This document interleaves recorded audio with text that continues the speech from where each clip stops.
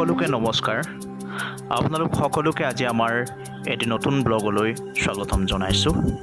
যেহেতু আজি 15 আগষ্ট স্বাধীনতা দিৱস, আজিৰ দিনটোতে আমাৰ ভাৰতবৰ্ষ ইংৰাজসকলৰ পৰা স্বাধীন হৈছিল।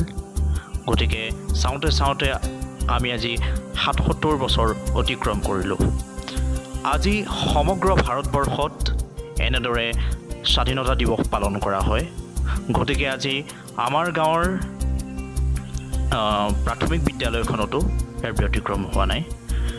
আজি ৰাতিপুৱা 7 মান বজাত আমাৰ গাঁৱৰ কলমগুৰি 1 নং কলমগুৰি প্ৰাথমিক বিদ্যালয়ত এনেদৰে সমূহ ছাত্ৰ ছাত্ৰী তথা গাঁৱৰ বিশিষ্ট ব্যক্তিসকল একত্ৰিত হৈ ৰাতিপুৱা পতাকা উত্তোলন অনুষ্ঠানভাগ অনুষ্ঠিত কৰা হয়। গতিকে আহকচোন আমি আজি ভিডিঅ'টোত সেই অনুষ্ঠানটি উপভোগ কৰোঁ।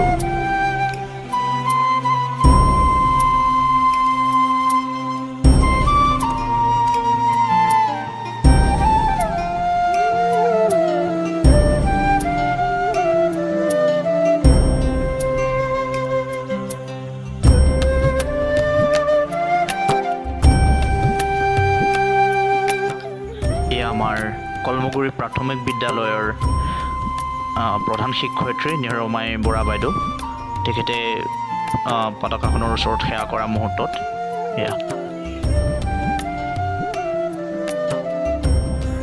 পতাকা উত্তোলন কৰাৰ আগমুহূৰ্তত শ্ৰদ্ধাৰ নিৰমাই বৰা বাইদেৱে স্বাধীনতা দিৱস উপলক্ষে এটি সুন্দৰ ভাষণ আগবঢ়ায়।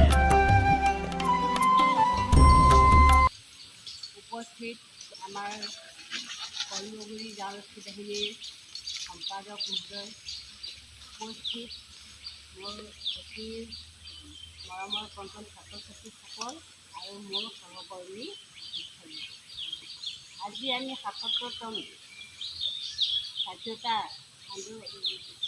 দিৱস আমি উদযাপন কৰিবলৈ আগবাঢ়িছোঁ। সেয়েহে এই উদযাপনত পতাকা উত্তোলনৰ কাৰ্যসূচীৰ বাবে আমি আমাৰ গাঁওৰক্ষী বাহিনীৰ সম্পাদক মহোদয় আগবঢ়াই আনিবৰ বাবে আমি আমাৰ বিদ্যালয়ৰ শিক্ষক শ্ৰীযুত সুবীৰ দেৱনাথ ছাৰক আগবঢ়াই আনিবৰ কাৰণে অনুৰোধ জনাইছোঁ। বাইদেউৰ ভাষণৰ পিছতেই আজিৰ অনুষ্ঠানৰ পতাকা উত্তোলন কাৰ্যসূচীৰ সম্পাদন কৰিবৰ বাবে আমাৰ গাঁওৰক্ষী বাহিনীৰ সাধাৰণ সম্পাদক শ্ৰীযুত সুচেন বৰা ডাঙৰীয়াক আমন্ত্ৰণ জনোৱা হৈছিল। তেখেতক এখনি ফুলাম গামোচা প্ৰদান কৰিলে প্ৰাথমিক বিদ্যালয়ৰ সহকাৰী শিক্ষয়িত্ৰী শ্ৰীযুতা অৰ্চনা শইকীয়া ডাঙৰীয়ানীয়ে। এয়া সুচেন বৰা ডাঙৰীয়াই পতাকা উত্তোলন কৰা মুহূৰ্ত, চাওকচোন।